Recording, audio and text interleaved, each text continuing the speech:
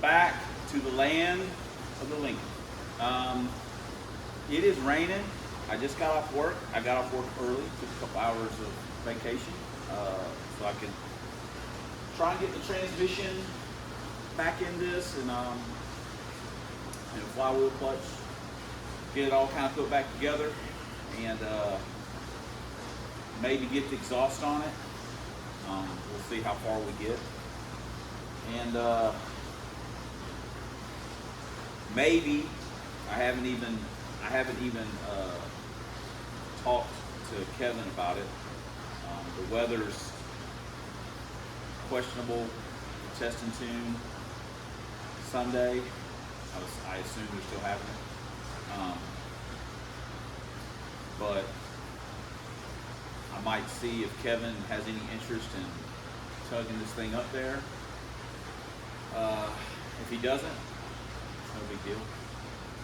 But if he does, then maybe we'll take it up there just so we can get, you know, a few passes and not, it wouldn't be a, hey, I want to stay all night. It's, you know, see if we can get in, you know, 4 or 5 runs, have it ready to go when they go track hot, and just make some laps just to get a more representative number. And then at that point, we've got, you know, I say, you know, we've got stuff that we want to do to this car. It drives me crazy having that dual plane on there. I know. But you guys know where I stand. I just want to have something. We've also got to get Pro Stock all whatever and get it to the track and run it so we can change intakes on it, and then we'll have a single plane for this car. That's, speaking of that, I gotta mount some slicks too. Crap. Okay, anyway, just add that to the list. So that's what we're doing. We're also going to weigh the exhaust, just out of curiosity. I'm picking up some weight, but you know, probably not really picking up any real power, but you know, it doesn't slow us down, and we wouldn't know if it was slowing us down anyway. And say this, I have personally never put larger headers on a stick shift 5-liter car and it slowed down. It's always either ran faster or it's ran like the same or a little better. So it hasn't, I've never, oh gosh, slowed it down. So anyway, that's our philosophy. Anyway, let me get to work. That's what it boils down to. Let's get to work. Okie doke, this is what was on it. And we are definitely going to lose this battle. It's what, 23, 24 pounds, something like that. So we're definitely going to lose on this. Our different exhaust is going to be substantially heavier. Here's our replacement. And it is, what is that, 40? About 46. Wow. We're gaining about 20 pounds, which that's pretty much what I thought. The headers, man, they're way heavy. But, you know, it is what it is. So we could probably get a little bit of that back on the mufflers, but, you know, it is what it is. This is all, hopefully will all bolt up the way we want. I mean, the headers we know fit, but the pipes, so we don't, you know, have to chop anything up. I haven't wanted to cut these up or anything. I've just wanted to leave them the way they were, you know, just so. And this is just so we have a little bit of reference of what we had and what we'll have. So these are 1.5 inches, I'm pretty sure, and those are 1 3/4 inches. So anyway, they look so tiny when I got them up here next to the BBKs, but oh well.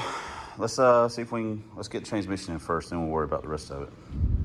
We have got our flywheel semi-bolted in. We've got our flywheel holder, and we've got Oops, our torque wrench. And now we will torque it down. We put a little bit of a Loctite on it. So, man, I'm sloppy filming today. So, anyway, we got it in. And for the record, this flywheel and the clutch that we're putting in we surfaced this on the lathe here at work, and that clutch was basically new, so they're like a matched set.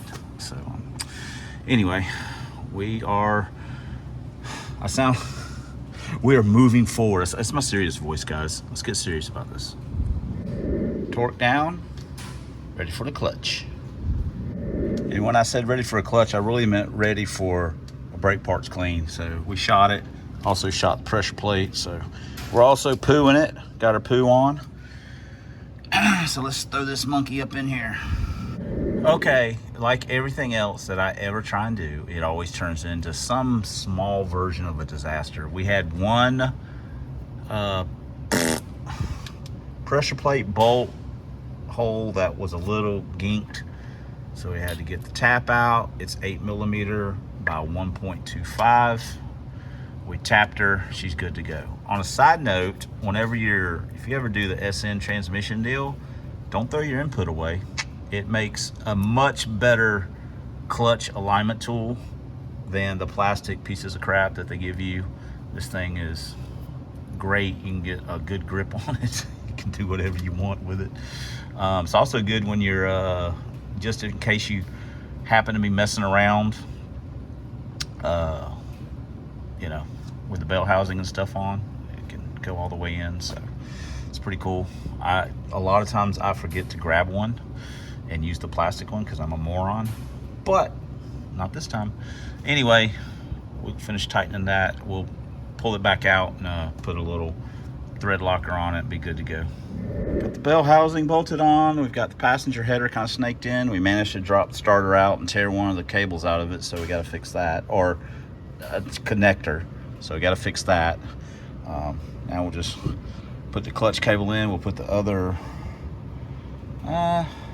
maybe we'll put the trans in and put the cross member up in it, and then put the other header on, because they actually kind of go in. That is one advantage of this thing, is the headers go in pretty easy. So, but we're making progress.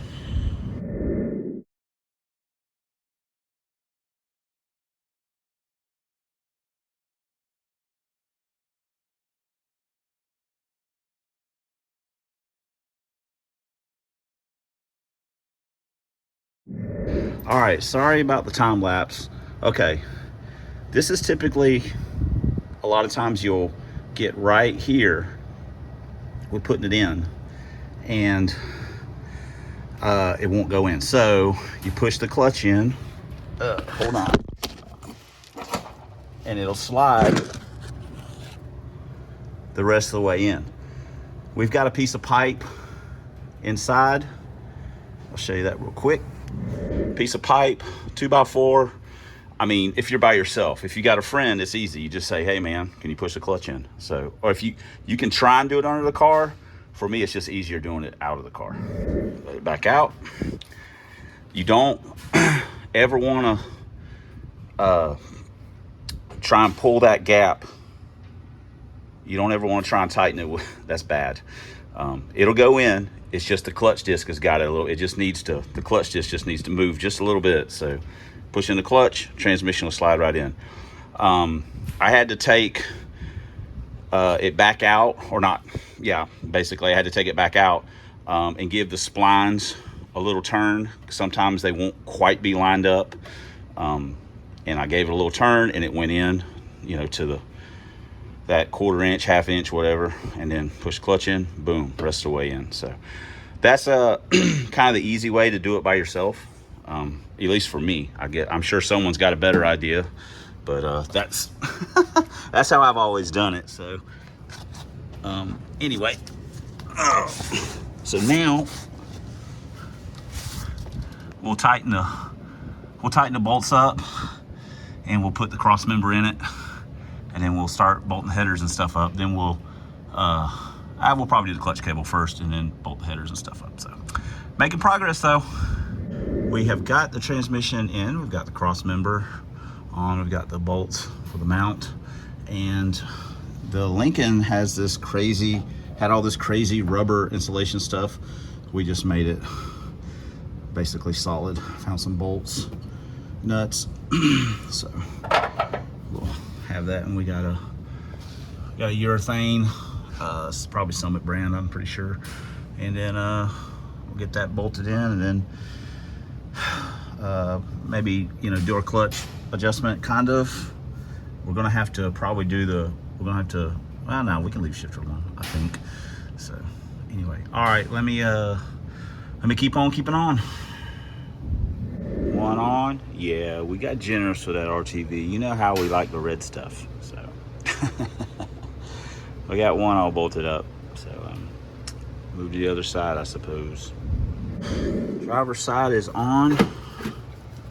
Fitment is even better than it was with the other headers. Honestly, pretty sure we're good. I mean, it's right there, but it tightened up okay. So anyway, clears the clutch fork. Sorry. So good to go on that. Now we starter, drive shaft, shifter, clutch cable adjustment, mufflers. Hard to see, but we've got starter in. What's up? We've got shifter bolted in. Now, basically all we gotta do is put the drive shaft in it and bolt the mufflers on. And I mean, you know, put the trim ring back on and stuff, so. Let's get the mufflers on it. Let's get the drive shaft in it, and then we can at least start it up. Like I say, it's started gushing water again outside, so the road's wet. Keeps raining off and on, just Florida life. So anyway, but we can at least start it up, hear it. All right, drive shaft's in. I think everything is hooked up. So I just went and washed up a little bit. So let's see if it'll start.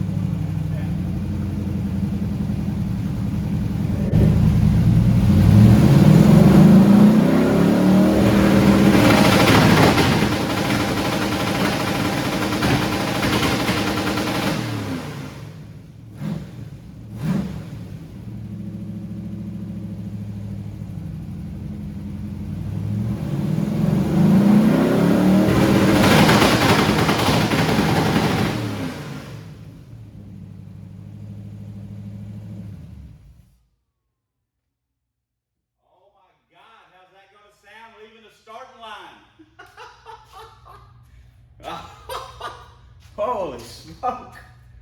Woo! That's loud. I'm gonna make sure you guys are still alive over here. Yeah, you're hanging it. You guys are hanging in there. Woo! Brother. Gee. I'm gonna be honest, because I ain't bragging on my own stuff or anything like that. It's just weird that to me, a Lincoln with a lopo, 8 1/2 compression, 302 with a little bitty camshaft in it should not sound like that. Two-step, Jesus Christ. Oh man, and it's in a building, so it makes it way louder, but man, it sounds. So, all right, well, the roads are wet, you know, there's no use in taking it out and just spinning, and we still need to do some more clutch adjustment a little bit, but it's basically time to go for dinner. But I'm probably gonna try and come out here, you know, I have to talk to Kevin and see what he says, and then that'll make my decision on whether I come out here and fiddle with it any over the weekend, or if I just wait until next week when I come back to work, because I've got a lot of stuff to do to Krusty and Pro Stock, so we got other things we need to be working on. But we have got this back together. I think we've made some improvements. It definitely sounds angrier. Golly. Whoa. Kevin used to comment about the Dragon, how it sounded, it was so loud when it was on the two-step, he was just like, ugh. And it had these same headers and mufflers. I don't know, man, this thing sounds loud. It sounds vicious, but anyway, so I'll be looking forward to when I take it to the track. I mean, of course it'll be fun driving it, but I'll be looking forward to seeing the video, because that's what I want to see. I want to see one of these cars doing the things that I'm trying to do with it. That's why I built it. Just because I wanted to see someone with one do it, and no one that I knew was going to build one, so I just built my own. But anyway, so I haven't done the PO box yet. I'm not trying to solicit you guys sending me anything. I'm just keeping you up to date that it's just as hard as me going online and reserving one and going down there and getting it. That's how difficult, but I just don't have the time, kind of. So, I think I'm gonna do it and just whatever, have it. So, yeah, I'm probably gonna come out here for sure, because I need to mount those slicks. And I'm tired. I don't feel like doing it. So, anyway, thanks for commenting as always. Thanks for subscribing. Thanks for all the ways that you guys support the channel. You know, watching the ads, and I have no idea how any of that stuff works, but thanks. And you know, for the thumbs up, and you know, for the stuff that you guys send me, I certainly appreciate it. Especially, hold on. This, I mean, after that, what am I doing?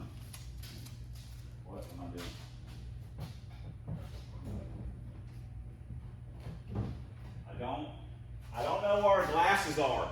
Where's our orange sunglasses at? Where did I lay them?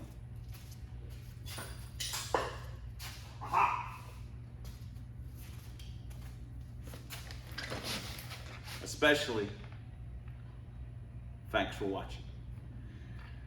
And until next time on the Substandard Leader in 1 year only Lincoln videos, town cars, and some Fox bodies. We'll see you guys in the next video.